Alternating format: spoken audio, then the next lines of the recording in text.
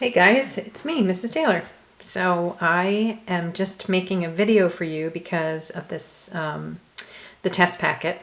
So before I do that, let me just say, I don't want you to get stressed out about these. There's a lot of stuff on here that you've seen a little bit. There's some stuff that you haven't seen at all. There's some stuff that you've seen a lot of. So if you get to a problem and you don't know what to do, I don't want you to get worried. I want to show you some strategies so that you can figure things out on your own, even if we haven't done it. That's the first thing. The second thing is, please know that this is not the same exact test that you'll be taking. The one that you're going to be taking is a lot easier than this from what people have told me in the past. So if you're feeling like, oh my gosh, I'm never going to be able to figure this out, your test is not the same, right? This is just a practice test for fifth graders in math. And I just want you to get practice taking a test like this so that you know what to do, because there are certainly some strategies that will help you to get the answers a little bit easier, even if you're not entirely sure what to do. All right, so the stuff that you have to do on Monday, which right now today is the 21st, so on the 23rd. The stuff that you have to do on Monday is stuff that we have done a little bit in the past, but not enough that I feel like you'll be completely confident. So I just want to go over some of the types that you'll see there. So the first type that you'll see is something called evaluating expressions. An expression is just some combination of numbers and letters. Those letters are called variables. So it's some combination of numbers or letters, but there's no equal sign in it. All right, so expression has no equal sign. Whoops, no equal sign. All right, unlike an equation, which hopefully you can see that beginning part of equal sign, an equation does have an equal sign. Whoops. Trying to write around a tripod, so it doesn't always work. All right, so an equation does have an equal sign, an expression does not have an equal sign.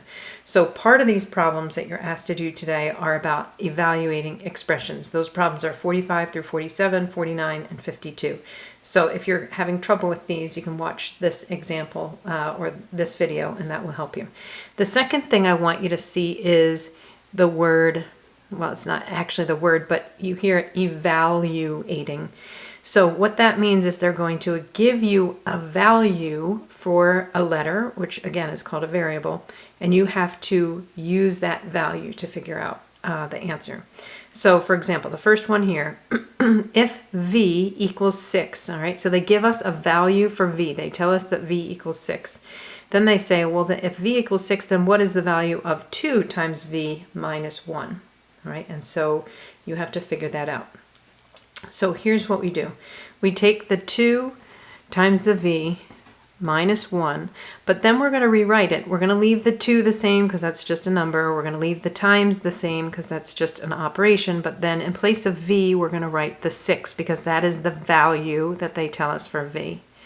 And then we just have to figure out what that is. So again, if you remember order of operations, we talked about this a little bit in class, PEMDAS, all right, says that if you have multiplication and subtraction, the multiplication is going to come before the subtraction.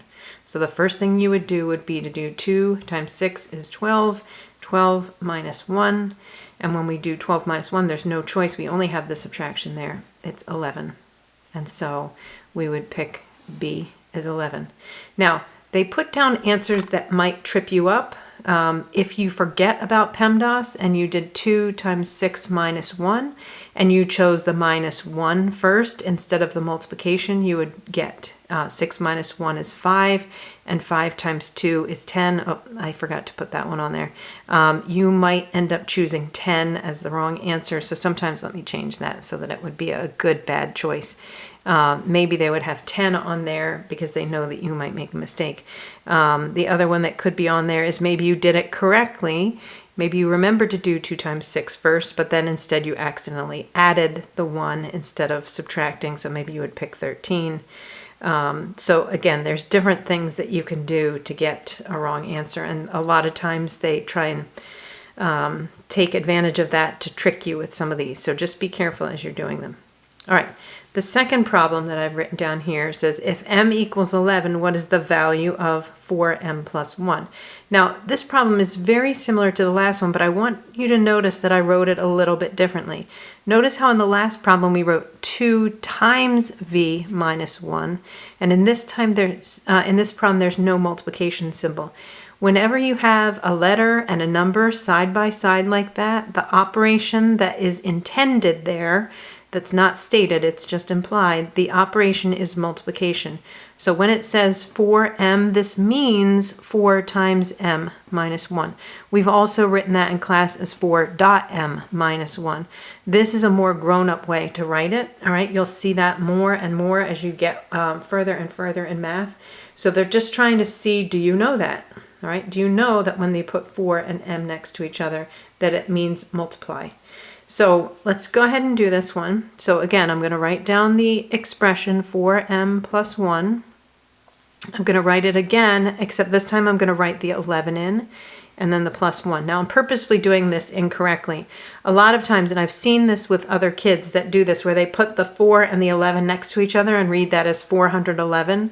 Remember back here when I said that when you have a number and a letter side by side like that, it means multiplication? You cannot ever just write 4 and 11 side by side, or people will think that's 411. You must put a symbol in there when it's two numbers that are side by side. So you could either choose the dot, or you could choose the X for multiplication.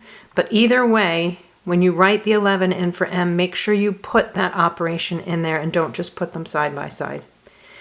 Okay, so let's assume we use this one. Then again, order of operations says do that first. 4 times 11 is 44, plus 1 would give us 45. And so the value of this expression would be 45. All right, and again, you could mess that up other ways. If you did 11 plus 1 first and then multiplied by 4, you would get 48, but that would not be the correct answer because you did not do order of operations correctly. All right, you could also do 4 times 11 and then misread this as subtraction and get 44 minus 11, which would be 43. So again, they're trying to trip you up with some of the answers here. Okay, and finally, if b equals 18, what is the value of 5 minus b? So you might think, wow, this one looks pretty easy. But then you'll see when we substitute when we substitute 18 in for b, we get 5 minus 18. And you might do a couple of different things here. One is you might panic and you might think, oh my gosh, I can't do 5 minus 18 because 18 is bigger than 5. That's a good reaction right there. Some of you might just say, oh, let me do 18 minus 5 and get 13. That's a bad reaction. Remember, subtraction is not commutative, so this really means do 5 minus 18. All right, so they're trying to trick you here when they put 13 here because it can't be 13. We can't do 5 minus 18 and get 13. All right, 23 is there to trip you up. That would be if you did 5 plus 18. That's not what you're doing. All right, so let's think about this a little bit more. 5, imagine you have $5 and you buy something that's 18. You might say, oh my gosh, I can't do that. If I only have $5, I can't pay for something that's 18. What happens when you do that is that you go into debt, all right? And so you have negative dollars. And so we're trying to figure out if I started with 5 and I gave away 18, how much would I have, right? So there's a couple different ways to think about this. I'm going to do a number line. Here's 0 on the number line. All right, these are all our positive numbers. So here's 5 right here. And I have to go back 18 from here. So I'm going to have to put some more in here. 3, 4, 5, 6, 7, 8, 9, 10, 11, 12, 13, 14, and so forth. So let's see how far we have to go back. So I start at 5, and I'm going to take away 18. So 1, 2, 3, 4, 5. Taking away 5 gets me down to 0, 6, 7, 8, 9, 10, 11, 12, 13, 14, 15, 16, 17, 18. Let's see how much that is. Again, this is 0, so 1, 2, 3, 4. This is negative 5. 1, 2, 3, 4, 5. This is negative 10. 1, 2, 3. This is negative 13 right here. So the answer to this would be negative 13. So again, if you think about this like on a number line, or if you started, let's say you were in a building, this might work a little bit better. You were in a building that has 5 floors, or you were on the 5th floor, and you go down 18 floors, maybe they've got a crazy deep parking garage. What floor would you, or how many, like what floor would you be on? So if you started at the positive 5 floor and then went down 18 floors, when you went down 5, you'd be at 0, and then you have to go down another 13 to get to negative, a total of a decrease of negative 18. All right, so the answer here would be 13. But definitely don't get tricked by this right here, the 13, because you can't rearrange this. This would be the answer to 18 minus 5 would be 13. So don't fall for that. Okay, I'm going to send you another video in just a minute, but for right now, this is it. Bye.